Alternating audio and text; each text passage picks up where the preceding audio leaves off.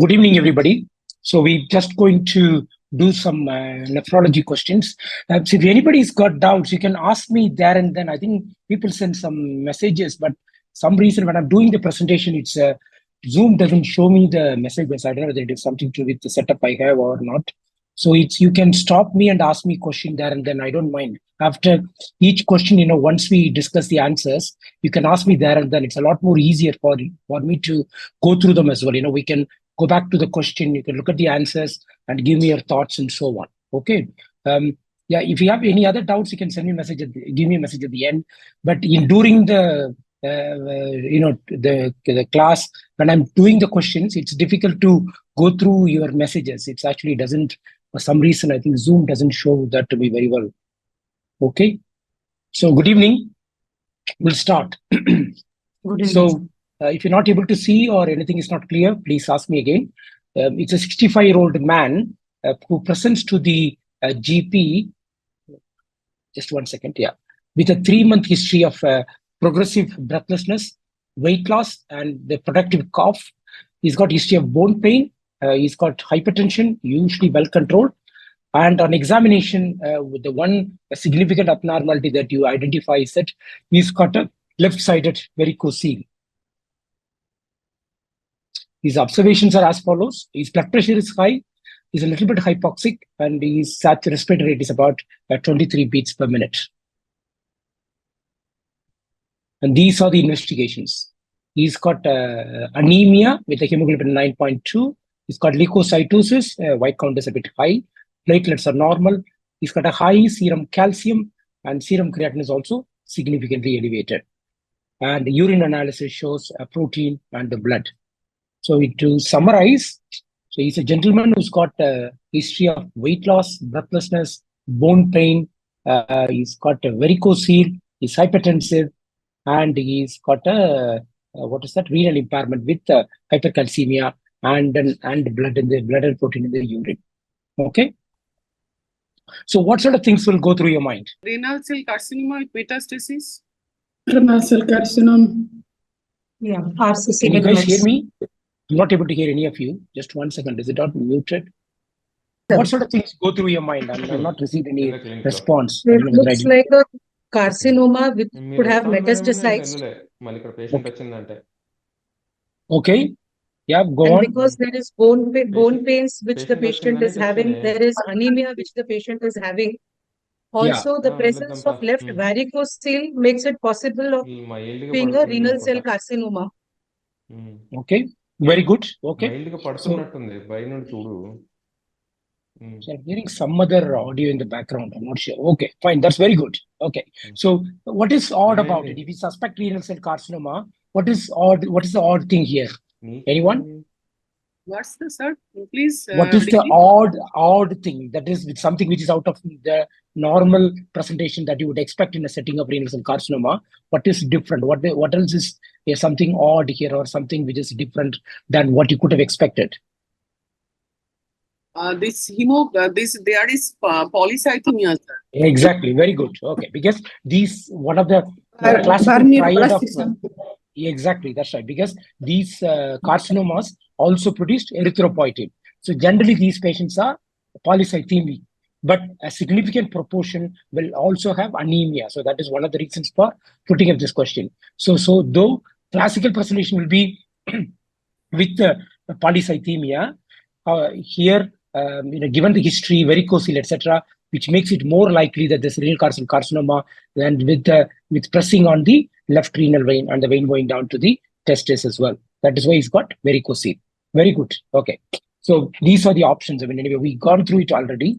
So the other thing you need to bear in mind is small cell lung cancer, which does cause a lot of paraneoplastic syndromes. However, it does not explain the varicocele unless you think it's due to some sort of a secondaries in the abdomen or something like that. And also, it doesn't typically cause hypercalcemia, which you see that with what sort of lung cancer would we see hypercalcemia with? Squamous cell. Exactly, that's right. Squamous cell carcinoma. Very good. Okay. And the prostate cancer may explain some of the symptoms, but doesn't explain all the symptoms the patient has, particularly the respiratory symptoms, etc. So based on the information we have, as I said, it's most likely that he's got a renal cell carcinoma. Very good. Okay, right. Let's move to the next one. Right.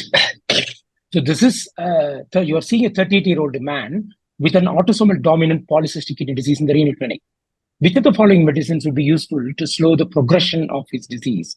So you got some guy with polycystic kidney disease, as most of you know, it's going to be a slowly progressive kidney disease, and with substantial proportion ending up needing renal replacement therapy.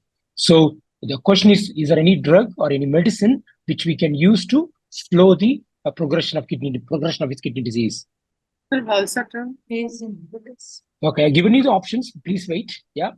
So eplerenone, which is a mineralocorticoid receptor antagonist, triamcinolone, it's a potassium sparing diuretic, and we have tolvaptan, it's a V2 receptor antagonist, indapamide is a thiazide diuretic, and demeclocycline. So which of these drugs will help to slow down the progression of polycystic kidney disease? So tolvaptan. Okay. Any other options, anyone? Demeclocycline. No, it doesn't really have any role on that. No, tolvaptan is the right answer. See, tolvaptan, what does it do? What sort of drug is it? Tolvaptan is a vasopressin antagonist. That's right. It's a V2 receptor antagonist. And actually, you use it for, when else we use tolvaptan? Hyponatremia also. That's right. So particularly in SADH or hyponatremia with volume overload like heart failure, chronic liver disease, kidney disease, etc. Though it is classically used for SADH, it's also can be used to slow down the progression of kidney disease. By what it does is it reduces the cyst growth over time. Basically, what happens in polycystic kidney disease? No, the cysts gradually increase in size over time. So they tend to get bigger and bigger kidneys over time, which leads to all sorts of problems like pain, infections, bleeding, and even last week I had a patient with a very nasty sepsis from a bleeding into the cyst, polycystic kidney disease, and eventually end-stage kidney disease. So there is plenty of evidence that tolvaptan is useful in reducing the cyst growth and reduces or delays the progression of kidney disease. One second. See, when you come to, as I always say, when you come to one condition, it's not just about focusing on the answer. There are a couple of other things with regards to, so what sort of things we need to bear in mind when we're giving somebody tolvaptan? Because these are all different questions you may come in this sort of topic area. Anyone does know what monitoring we need to do when we give tolvaptan? Anyone? Okay. Sir, can you repeat the question? No. Is there anything we need to monitor biochemically or otherwise when we treat somebody with tolvaptan, whether it is for polycystic kidney disease or SADH, the same rule applies. Creatine. Sorry? Sodium. It doesn't, see, we are not, obviously if we're giving it for hyponatremia, you need to monitor the sodium. Hypertension, sir? No, it doesn't cause hypertension. No, it does not. It doesn't cause hypertension. It's a diuretic. How can we expect it to cause hypertension? Imagine. LFT. Exactly. No, LFT, that's right. Correct. Yeah. There is a small but significant risk of liver injury with this tolvaptan. So if you initiate somebody on tolvaptan, particularly in the setting of polycystic kidney disease, you need to monitor the liver function periodically. Actually, that is what delayed the license of tolvaptan for a long time in the use of polycystic kidney disease. So if you're giving tolvaptan, actually, I do the same thing in clinical practice. Even if you give it for SADH, you should at least have an LFT at the baseline. And if you go the course beyond 2-3 weeks, it's always check the LFT periodically. The risk is only about 1%, but there have been reports of fatal liver injury with tolvaptan. So you need to be aware of that. And certainly something we should do if we are giving tolvaptan for the purpose of polycystic kidney disease. Yeah? Okay? Right. The other thing, what else is important in polycystic kidney disease? I have not put slides, but I just thought it's important to discuss it.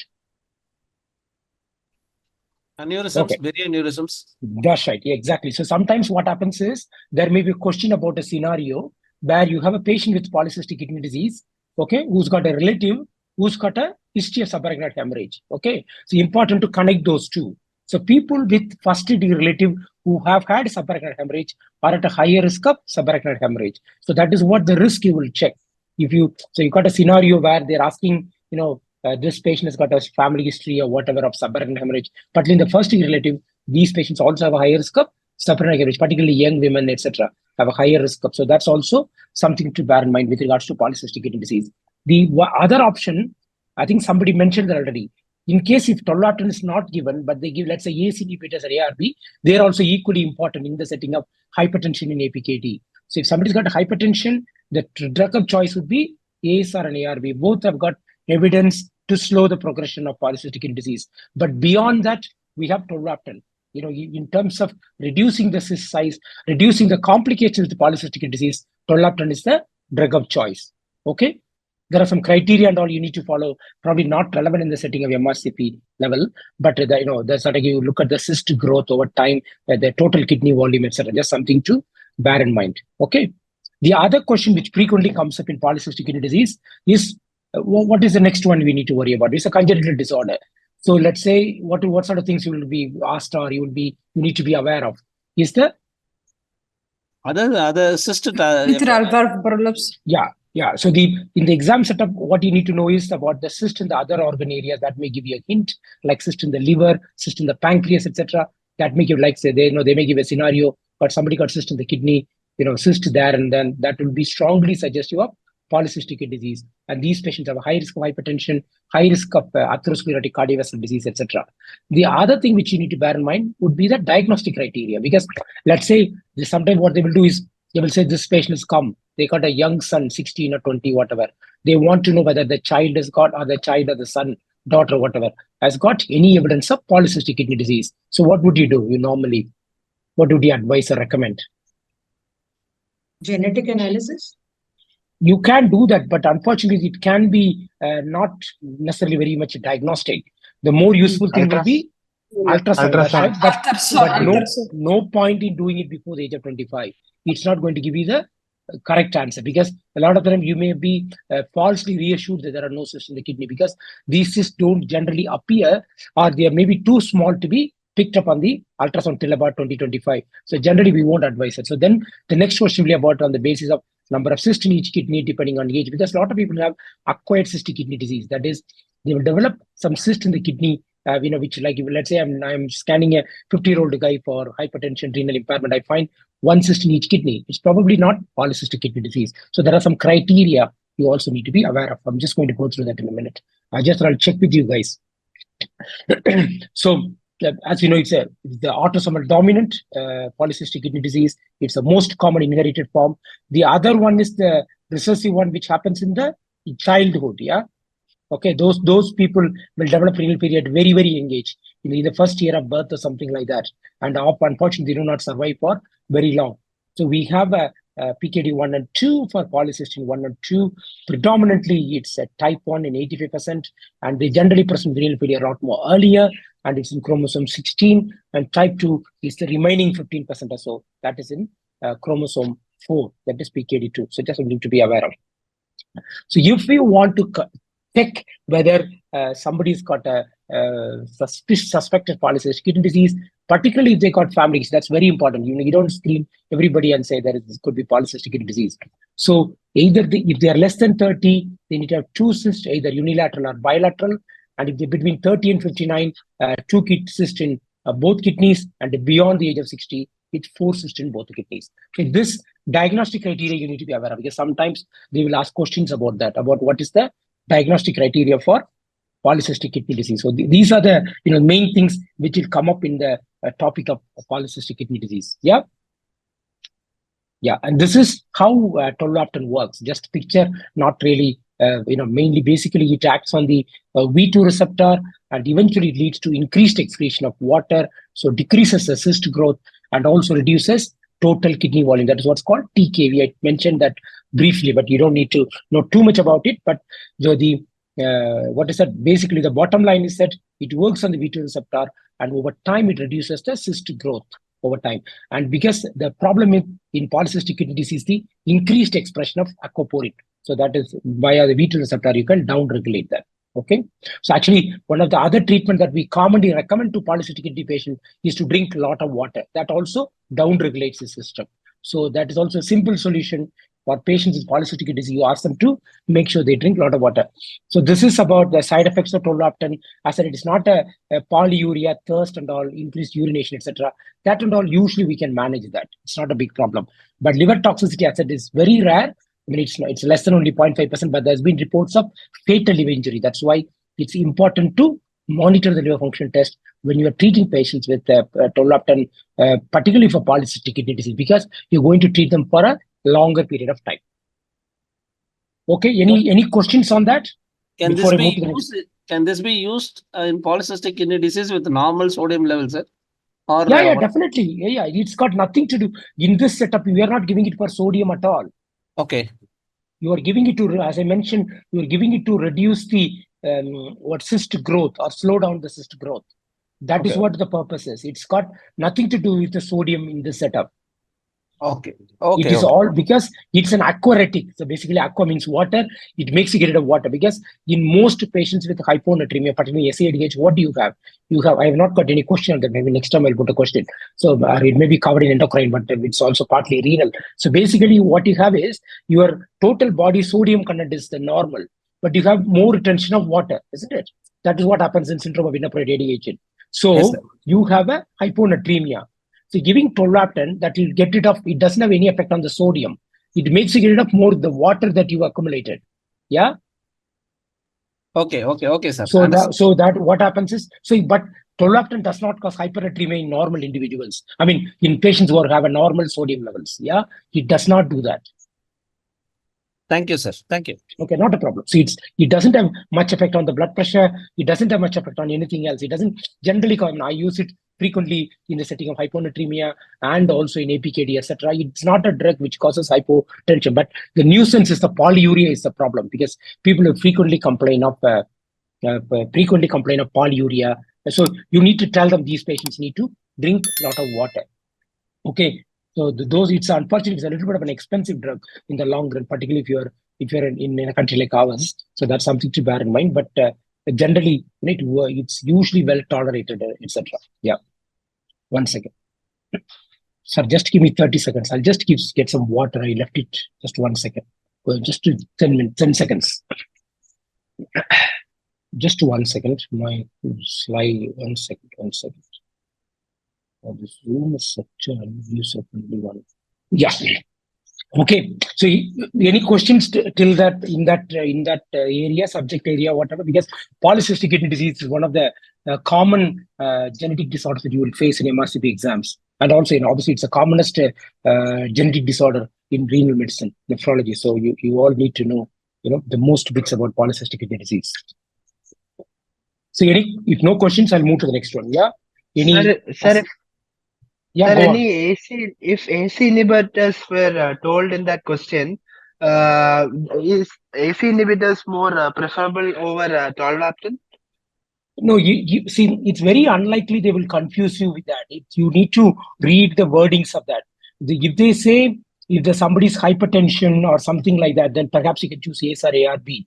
But if there's a question is about what drug will help to reduce the progression of polycystic kidney disease or reduce the cyst growth, etc., you have to choose tolvaptan. You can never be absolutely certain, but it's very unlikely somebody will put a question there with confusing you to choose between the two, because in practice, if somebody's not hypertensive, you're not going to use ACE or ARB.